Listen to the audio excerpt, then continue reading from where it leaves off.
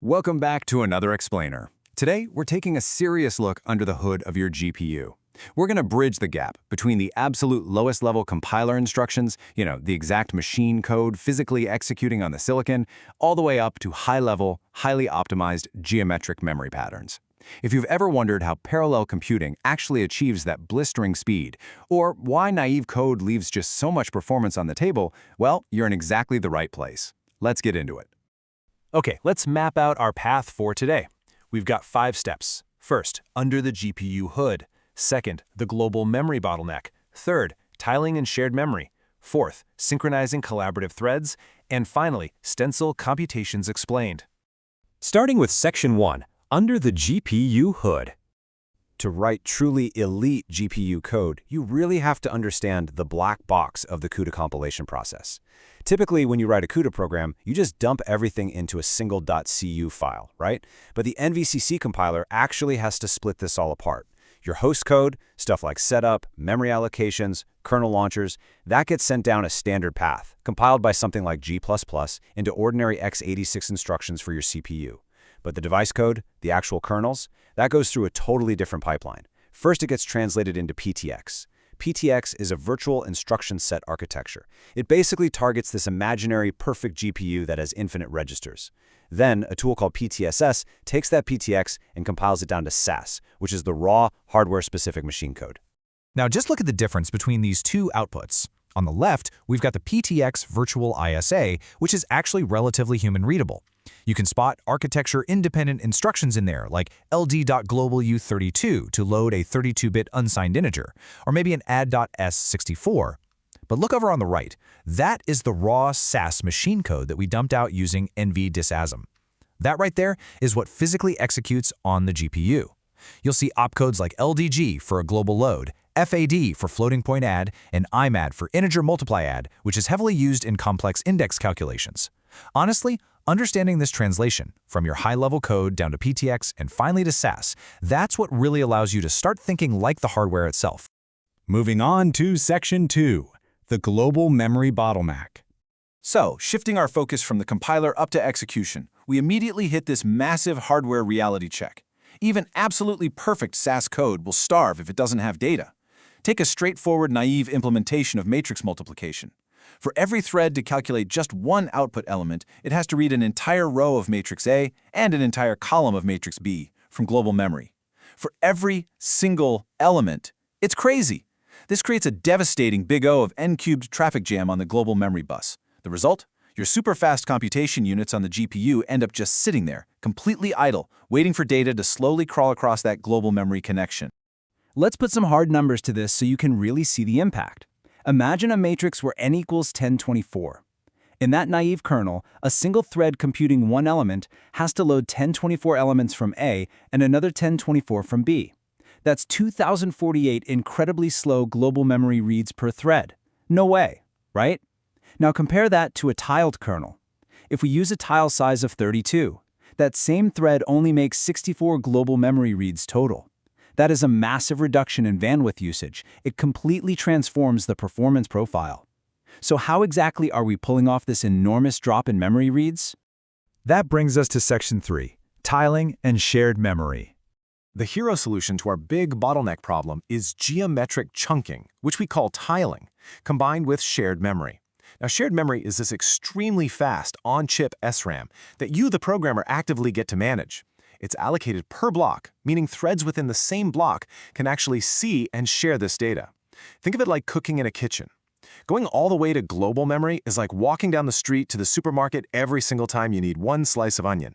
It's slow, it's exhausting, it makes no sense. Shared memory, on the other hand, is like having a cutting board right there at your workstation. You go to the supermarket once, bring a whole basket of vegetables back to your board, and then you just rapidly chop everything up without ever leaving your station. Applying this kitchen logic to matrices, instead of each thread independently fetching its entire row and column from the global supermarket, all the threads in a block cooperate. They literally work together to load a small tile of matrix A and a small tile of matrix B from global memory, dropping it directly into that incredibly fast shared memory. If you use a 16 by 16 tile width, your global memory loads are suddenly slashed by a factor of 16. It's a total game changer. And once that data is sitting on our fast shared memory cutting board, the inner loop kicks in. The threads now compute their dot products entirely by reading from those shared memory tiles. Because the data is shared, multiple threads can reuse the exact same loaded elements. Say thread 00 and thread 10 both need element A00. Instead of fetching it twice from global memory, the block already grabbed it once, and now both threads can read it practically instantly from the shared tile. All right, Section 4, Synchronizing Collaborative Threads. Now, having a shared workspace is great, but it introduces a whole new logistical challenge: choreographing all these collaborative threads. Just ponder the chaos here for a second. You've got hundreds of parallel threads, all running at slightly different microscopic speeds. They're all supposed to load a piece of the tile into shared memory, and then they're all supposed to read from that entire tile to do their math. Without a traffic cop, what's going to happen? Well, thread A might race ahead, finish its math, and start loading the next tile, totally overwriting the shared memory while thread B is still trying to read the first tile. It's a complete recipe for corrupted data. So, the absolutely crucial point here is the introduction of a synchronization barrier. You'll see the sync threads function used in the code. After the threads collaboratively load those input elements into the shared memory array, we call sync threads. What this does is force every single thread in the block to pause and wait. Only when the absolute last thread has finished its load and that shared memory tile is perfectly populated does the barrier lift so the math can begin safely. It's all about choreography. You load, you sync, you compute, you sync, and then you repeat. Finally, Section 5, Stencil Computations Explained. Now that we've completely mastered matrix tiles and synchronization, we can apply those concepts to an entirely new geometric pattern, the stencil.